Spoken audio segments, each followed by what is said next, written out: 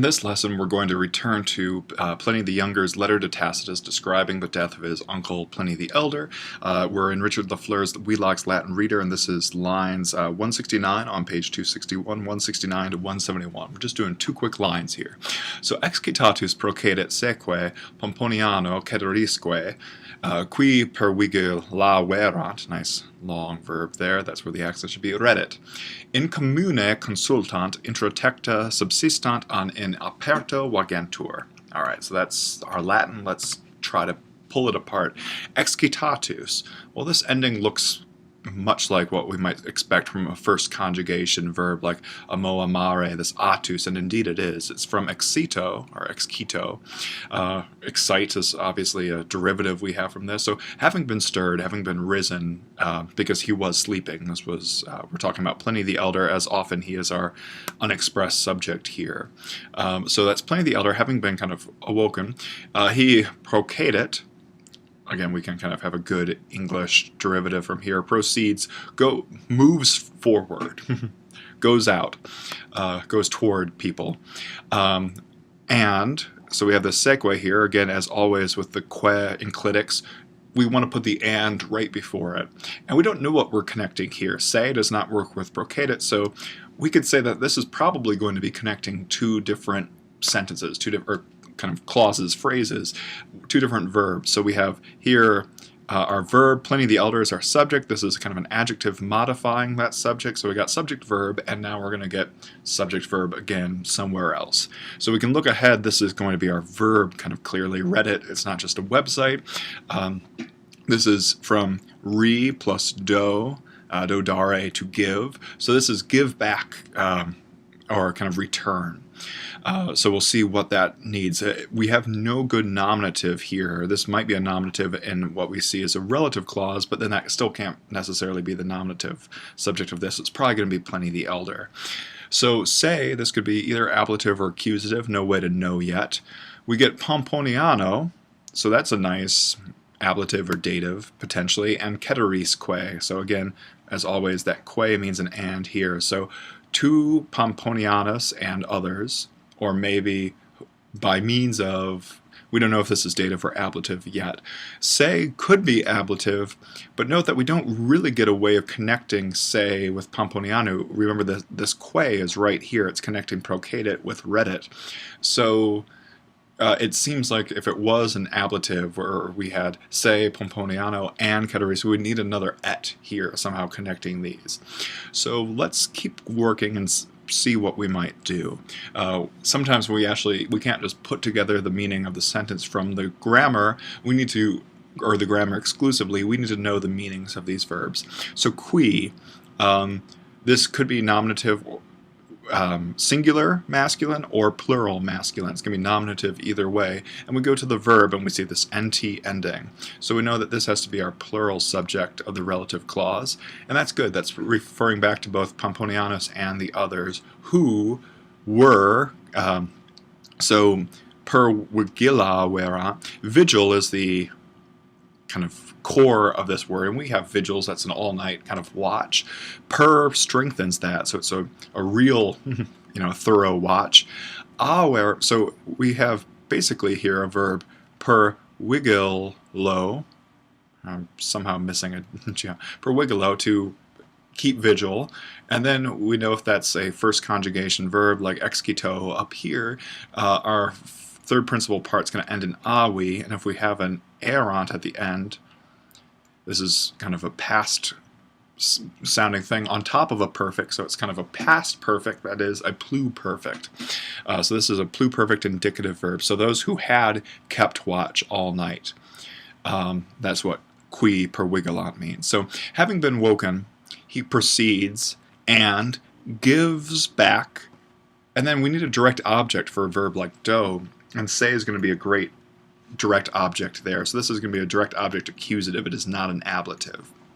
So maybe I should come in with another color, separate our two kind of clauses here. We got excitatus procedet, and then we have everything else working together. Again, Pliny the Elder is going to be the subject of this verb. So he gives himself, and then the other thing with a verb like do, dare, we want both an accusative direct object, but we'll also want a dative indirect object, io. And that's what we'll have here. So these are going to be datives. We couldn't tell morphologically whether they were ablative or dative, but we can tell from context that they need to be the indirect object. So he returns himself, he gives himself back as an auxilium, as a help to Pomponianus and to the others who had been keeping watch through the night. Good. So that seemed complex, but if we kind of broke it down, it wasn't that bad. We just had a lot of ambiguity about cases here, and we really needed to get to Reddit to be able to truly understand. All right, last sentence. Let's move through this. In commune. So we know that that's going to be a preposition that can take the ablative or the accusative. Commune is here a little bit frustrating. It could either be an ablative, because what are we coming from here? Communis, commune, a nice third declension adjective. And then here in the ablative line, ablative singular, we're going to go through and do communis, communis, communi for the dative, and then we'd get here, and it could be either commune with that E or with an I. So this could be ablative in common, or it could be working with this neuter form, and then the neuter nominative is always equal to the neuter accusative right down here. So we'll have commune here, the accusative masculine feminine. Over here would be communem. So this is masculine and feminine. That's a terribly drawn M. And F. So we got masculine and feminine over here, neuter over here. As Lafleur kind of notes, he says, for the common good is a good translation for this. In commune, that's going to be this kind of purpose that we get from the accusative singular with the N, toward the common thing. Toward the common thing, that is the common good. That's, we used to call good in English weal, right, related to wealth. And we can see this with, good versus goods. And that's what, the commonwealth that we have in the Virginia Commonwealth. It's for the common good, and that's what we have here in commune. Consultant. So nice present tense, but this is of course a historical present verb. This is they are planning. They deliberate amongst each other for the common good. So it's not that they are together in common consulting, it's that they're consulting toward the common good. Intra, another preposition that takes an accusative, and that's what our tecta is going to be. Tectum is the singular, and that means literally a covering. In the plural, it means roofs, and it can even just mean a house by kind of metonymy or synecdoche. But we have here tecta, it's going to be accusative neuter plural, and it's the object of this preposition, intra. So below the roofs, subsistant.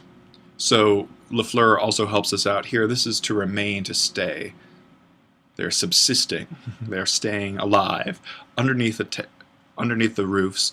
Weather, and so that weather is going to ultimately work with this consultant. It's kind of an indirect question. Whether in the aperto, the open, so out in the open, we might say, wagentur. So wago, first conjugation, is our verb here. So wago, wagare, wagawi, wagatum. We look at wagentur here, we can see that this is an E, not an A that we would expect with this first conjugation verb. So we remember that, as I say, he eats a giant fiat, or I think the class consensus is he fears a giant lion, or no, a lion can't, I forget, oh, liar, that's what you all say, liar. A giant lion would also be terrifying. Anyway, this is our present subjunctive mnemonic for our central vowels, and this E is coming from the E that we have here in he. So what I'm basically saying is that this is present subjunctive active. And why? Well, this is again what they're debating about. They are deliberating whether, so it's hypothetical, that's why it goes into the subjunctive. All of this present tense, but all historical present. So to recap everything that we've just done, having been kind of stirred, he sets out and gives himself over, this is all Pliny the Elder, to Pomponianus and the others who had stayed up all night. So he's here to help. For the common good, they all deliberate below the roofs, so they all deliberate, staying alive below the roofs, whether they ought to, whether to, we might say, wander out into the open. They wonder, if we stay here, are we going to get buried alive? But if we're out, getting covered by ash, is that much better? We'll see.